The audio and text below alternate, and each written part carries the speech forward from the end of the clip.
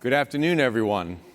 I'm Bill Flutterbach, CEO of Climeco, and I'm really excited to be here today because I get to talk about one of my favorite topics, super pollutants, and in high-impact climate action now, done profitably. So we're going to get into this, and we're going to educate today. I'm going to be followed on stage by Michelle Jolly from Amazon, Director of Sustainability Solutions. And after Michelle speaks, we're also going to have a little one-on-one dialogue to talk about both of our roles in the market. So I'm here to educate you on super pollutants, but I'm not here to change your mind about climate change.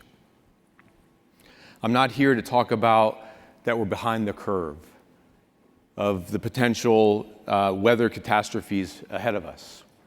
The truth is, most people in the room have already made up their minds. You've seen the information, you've seen the data. You've come to your own conclusions. So I'm not here to try to change your opinion. One of the things that Climeco has done over our 17 years of business is work bipartisan with all sides of the aisle to show that reducing super pollutants can be done profitably. So I'm not here to change your mind today. I'm here to focus on practical solutions. I often say if abating emissions, or abating, in this case, super pollutants, isn't profitable, the action change will not be sustainable.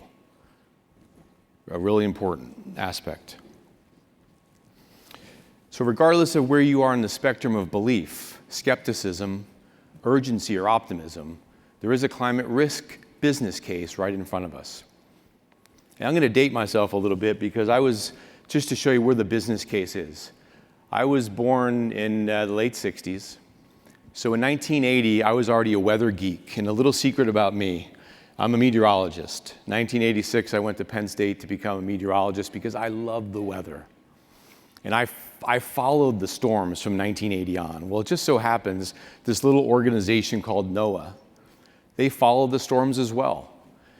And by the numbers, I want to talk to you a little bit about data, because we can forecast the future, or try to, or it's difficult to, but we can certainly look back on the history.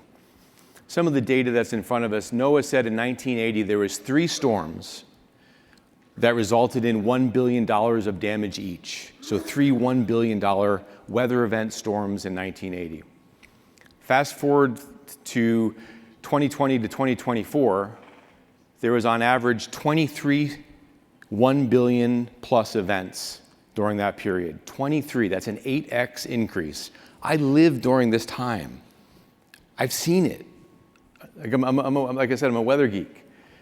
In 2024 alone, there was 27 $1 billion plus events.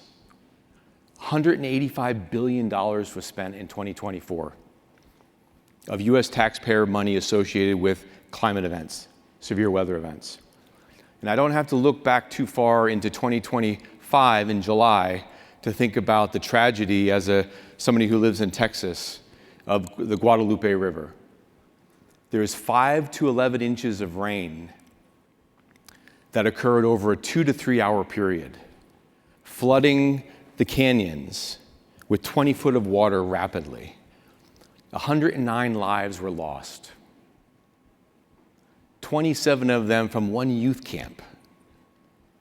In my community right in Houston, there are still ribbons around the trees of the lost youth that perished that day. That was a climate event. So it's hard to turn our eyes from the fact that the oceans are warming, the atmosphere is warming, more evaporation, the atmosphere can hold more water. Back when I went to school in 1986, we never thought events like this could occur. Now they happen a lot more frequently. So it's time to take action. So we have to ask ourselves 3 questions. What can we do to protect our communities today? Even if we don't believe in super pollutants or climate, imagine if we can reduce super pollutants cost effectively for a positive rate of return. Why not try it? Even if we're wrong. Companies can make money doing it, but I believe we're right by doing it. And I believe that profitably reducing super pollutants now is absolutely going to help protect our communities tomorrow. Another question we have to ask ourselves is, how can companies meet their ambitious goals sooner? There are a lot of aggressive goals out there that we heard about, 2030 to 2050. If by incentivizing super pollutant abatement projects can accelerate those goals, that's fantastic. How can we protect our long-term investments today? Weather events are really impacting infrastructure, costs. I don't know about you, but probably even your insurance rates are higher. So what can we do today? Here comes super pollutants. It wasn't but 3 years ago when this term was probably brought forward, and it was 2 words at the time. Now I understand it's 1. But by raise of hands here, how many folks have heard of the term super pollutants? All right, a decent amount. I'm going to geek out just a little bit because I said I am a meteorologist. Super pollutants are what I call CO2 on steroids. Molecules that make it into the atmosphere that have a global warming potential significantly greater than CO2. Super pollutants are often looked at as methane, nitrous oxide, and refrigerants. And Michelle is going to talk about 2 of those. I'm going to focus on nitrous oxide. Nitrous oxide is 273 times stronger in the atmosphere and lasts a century. So every year we're waiting to abate N2O. What we're missing this year is going to be with us for the next 100. A really important fact. N2O looks like a simple molecule. N2O. You break it down like we do and catalyze it, it becomes nitrogen and oxygen. It's not reversible. We breathe it. But that little molecule lasts in the atmosphere for 100 years. Imagine a greenhouse gas that traps 273 times more heat than carbon dioxide. Nitrous oxide is an invisible byproduct of chemical production. We can destroy up to 99% of N2O emissions at the source, turning it into harmless air. But these projects rely on funding from the voluntary carbon market. By buying carbon credits from N2O abatement projects, you're funding critical climate action that reduces emissions and tackles the super pollutant at its origin.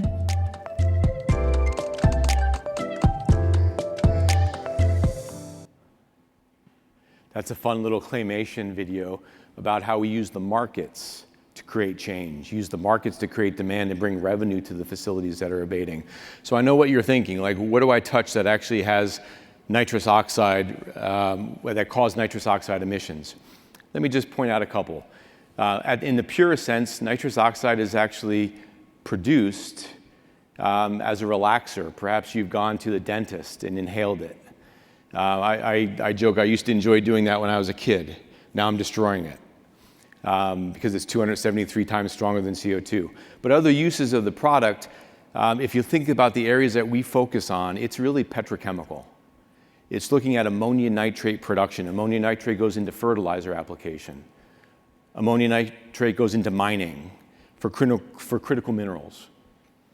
Also, the production of nylon 6,6, or performance plastic, is one of the largest global emitters of N2O. So if you look at some of the photos here, you drove a car in here today, the airbag is nylon 6,6. Your tires have nylon 6,6 in them. If you flew here, the fuselage of the plane has nylon 6,6 in it. Your ski pants, ski wear, performance fibers have nylon 6,6 in it. Carpet has nylon 6,6 in it. Can I go on any further? And you can see that if you put ammonium nitrate or fertilizer on your lawn this spring, that resulted in N2O emissions as well. So those are the primary areas of our focus. And what's also important to realize is that some of these products are made in our backyards. So Texas is a big state in petrochemical, and we are one of the largest producers of nylon 6,6 in the United States. And we're also a big producer of ammonium nitrate. So this isn't about inventing something new. This is about taking existing technologies into facilities and using market-based mechanisms to fund them. This facility right here in this photo has nitrous oxide emissions, or had them, but they had no regulatory requirement to abate them. Nitrous oxide is not regulated under this administration or the previous one, so there's no finger pointing. It's not a regulated gas currently in industries like this. So we went in and installed technology, and on the right-hand side of this is an absorber. We absorb as much of the gas as we can. What we can't absorb, we destroy via an oxidizer. The combination of these 2 pieces of equipment destroys 99% of the N2O going into the atmosphere voluntarily by that industry. resulting in 6 million credits or 6 million tons of CO2 equivalent reduced annually. It's massive. So why? Why N2O? I always believe in harmony. I always believe that we have to look at direct CO2, but we also have to look at this curve, this green curve, which has a massive spike in it. If we can get ahead of this curve and reduce superpollutants, we're going to be that much better off. Harmony is important. We need to look at both nature-based solutions, but also technology avoidance projects in superpollutants. So let's go back to where I started this conversation, what I said I was not here to do. Protecting our communities, breathing clean air, and creating added value for companies is absolutely bipartisan. We're able to abate superpollutants profitably today.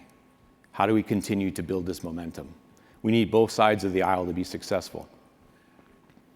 While this isn't about one entity solving it all, there's quite a few other corporate leaders making an incredible impact. I'd like to bring Michelle Jolly, Director of Sustainability Solutions and Services at Amazon, one of Climeco's corporate partners, to ask her how they're prioritizing superpollutants and what it looks like for Amazon. Michelle?